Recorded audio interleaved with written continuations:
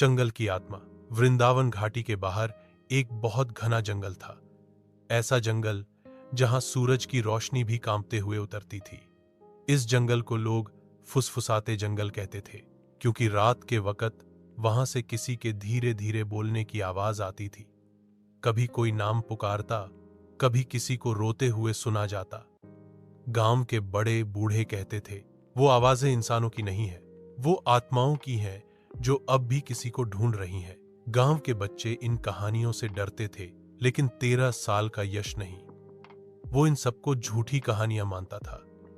पर एक दिन उसकी छोटी बहन सिया अचानक लापता हो गई और आखिरी बार उसे जंगल के किनारे देखा गया था। पूरे गांव में खलबली मच गई। लोग ढूंढते रहे, पुलिस आई, कुत्ते लाए गए, पर सिया जैसे हवा में गायब हो गई। यश को यकीन था सिया जिंदा है और वो कहीं जंगल के अंदर है।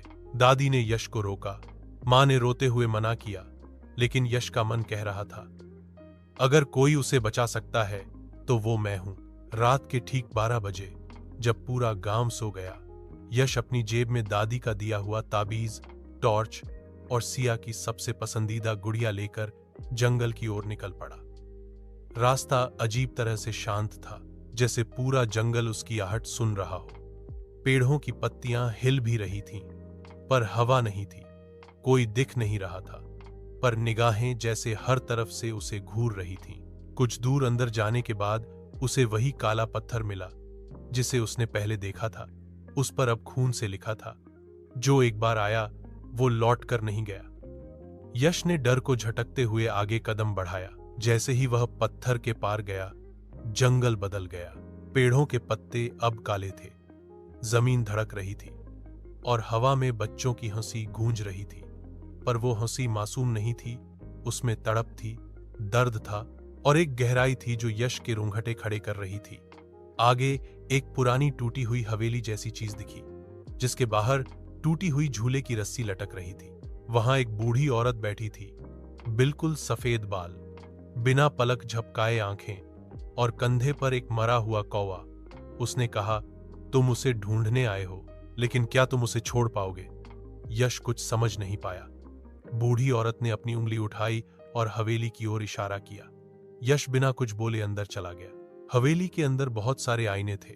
हर आईने में सिया थी, लेकिन हर बार अलग रूप में। कहीं वह रो रही थी, कहीं चिल्ला रही थी, कहीं हंस रही थी। तभी एक आईना टूटा और उसमें से एक काली परछाई निकली।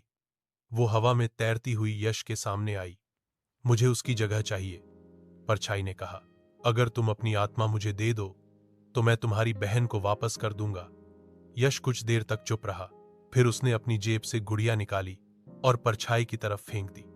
तुमने उसे छीन लिया, लेकिन याद रखना, अब तुम अकेले नहीं हो, यश बोला। गुड़िया जमीन पर गिरते ही जलने लगी और सिया की चीख जंगल में गूंजने लगी। यश दौड़कर हर आईने के पास गया और एक एक कर सबको तोड़ने लगा। हर टूटे आईने से सिया की एक झलक बाहर निकलती और फिर गायब हो जाती। अंत में सबसे बड़ा आईना बचा था। यश ने दादी का ताबीज निकालकर आईने पर रखा। एक तेज रोशनी फैली और पूरा जंगल हिलने लगा। आईना टूटा और सिया वहां खड़ी थी, थर थर कांपती, लेकिन जिंदा। यश ने उसे गले लगाया, लेकिन तभी सिया ने पूछा, भैया, तो अब तुम कौन हो? यश ने चौंक कर उसकी आंखों में देखा और वहां खुद को खड़ा पाया। सिया मुस्कुराई, अब मेरी बारी है बाहर रहने की, और हवा में गायब हो गई। आईने में अब यश फंसा हुआ था।